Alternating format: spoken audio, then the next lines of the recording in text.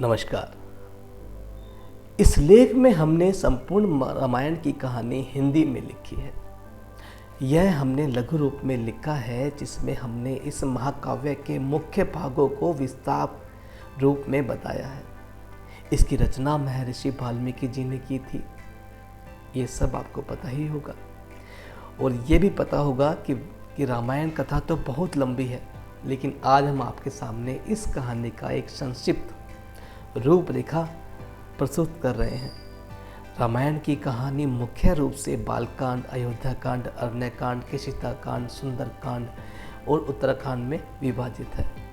रामायण के महाकाव्य में 24,000 छंद हैं और 500 सर्ग है, जो कि 7 भागों में विभाजित है। ये बहुत ही कम लोगों को पता है। रामायण श्री राम, लक्ष्मण, सीता की एक अद्भुत अमर कहानी है, जो हमें विचारधारा, भक्ति, कर्तव्य, रिश्ते, धर्म और कर्म को सही मायने में सिखाता है। और लोगों ने रामायण से जाना है कि किस तरीके से अपने जीवन को निर्वाह करना चाहिए। तो आज हम सबसे पहले बात करेंगे बालकांड की। जी हाँ, बालकांड। राम सीता जन्म कथा। ये तो आप जानते ही हैं कि राम और सीता कहाँ जन्मे थे और किसके पुत्र और पुत्री हैं। लेकिन आज हम आपको उनकी असली जो कहानी है उसके बारे में हम आपको बताते हैं। बहुत पहले की बात है। सरयू नदी के किनारे कौशल्या नामक राज्य था। सरयू नदी के किनारे कौशल्या नामक राज्य था। जी हाँ, कौशल्या राज्य की राजधानी अयोध्या थी। जी, इनके अयोध्या नाम सुनते ही ना राम का नाम, जो राम के जो अवतार, जो राम जो थे, उनकी छवि एक सामने आ जाती है। वही है ये राजधानी अयोध्या, जिसके राजा का नाम दशरथ था। राजा दशरथ के 3 पत्नियां थीं, जिनके नाम थे कौशल्या, कैकेयी और सुमित्रा। ये भी बहुत लोगों को पता है और कई लोगों को नहीं पता है। तो आज हम आपको बताते हैं। राजा दशरथ के 3 पत्नियां थीं, जिनके नाम थे कौशल्या, कैकेयी और सुमित्रा। परंतु बहुत समय से उनकी कोई संतान नहीं थी, जिसके कारण उन्हें उत्तराधिकारी की कमी हमेशा सताती थी। बिल्कुल जायज़ है। जिस पिता के संतान ना हो तो उसको चिंतन होना स्वाभाविक ही है कि उसका राज्य का, उसके घर का कौन उत्तराधिकारी होगा। इसके विषय में उन्होंने जब ऋषि वशिष्ठ से बात की तो उन्होंने पुत्र कामिष्टि यज्ञ करवाया। यज्ञ के कारण उनकी पत्नियों को 4 पुत्र हुए।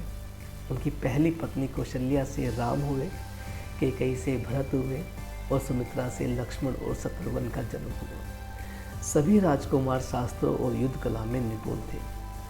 लेकिन जी, अब आप इस बात पर ध्यान दें, लेकिन जब राम 16 वर्ष के हुए तब ऋषि विश्वामित्र राजा दशरथ के पास गए और यज्ञ में विघ्न डालने वाले राक्षसों का अंत करने में राम और लक्ष्मण की मदद मांगी।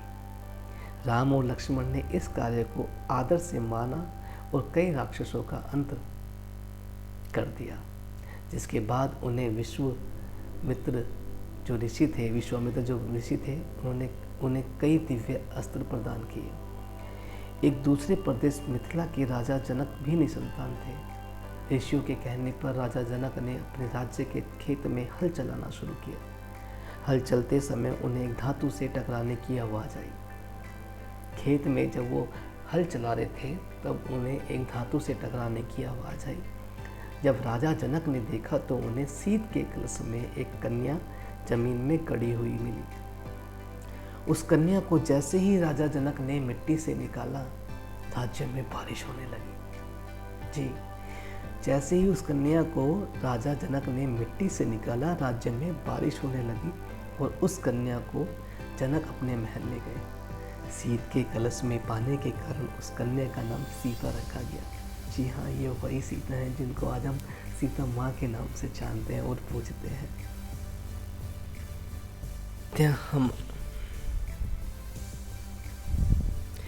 ये था हमारा बालकांड का विषय और राम सीता की जन्म कथा की कहानी। आगे मैं आपको फिर बताऊंगा कि इसके बाद क्या हुआ, राम और सीता का विवाह कैसे हुआ, वो कैसे मिले और किन परिस्थितियों में श्री राम और माता सीता का विवाह हुआ। तो आज के लिए सिर्फ इतना ही। अगर कहानी अच्छी लगे तो शेयर कीजिए। अगर आपको इस कहानी से कोई जुड़ा हुआ और भी कुछ मालूम है तो उसे कमेंट बॉक्स में ज़रूर लिखें। और हाँ, चैनल को सब्सक्राइब ज़रूर करें। Thank you.